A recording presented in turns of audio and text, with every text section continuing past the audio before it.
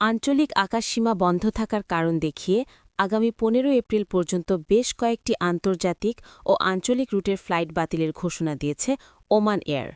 এক বিবৃতিতে বিমান সংস্থাটি নিশ্চিত করেছে, উল্লেখিত সময়সীমা পর্যন্ত দুবাই, বাহরাইন, দোহা, কুয়েত, কোপেনহেগেন, বাগদাদ এবং খাসাবগামী সকল ফ্লাইটের কার্যক্রম স্থগিত থাকবে।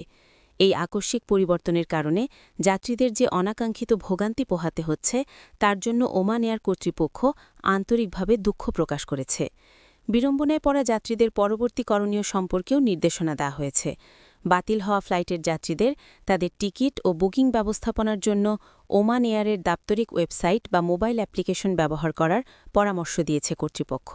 একই সঙ্গে জানানো হয়েছে, আগামী ১ এপ্রিল থেকে আম্মান ও দাম্মাম রুটের ফ্লাইটগুলো পুনরায় চালু হওয়ার কথা রয়েছে। স্থগিত থাকা এই নির্দিষ্ট কয়েকটি রুট বাদে বিমান সংস্থাটির নেটওয়ার্কভুক্ত অন্যান্য সকল রুটের ফ্লাইট পূর্বনির্ধারিত সূচি অনুযায়ী সম্পূর্ণ স্বাভাবিকভাবেই চলাচল করবে।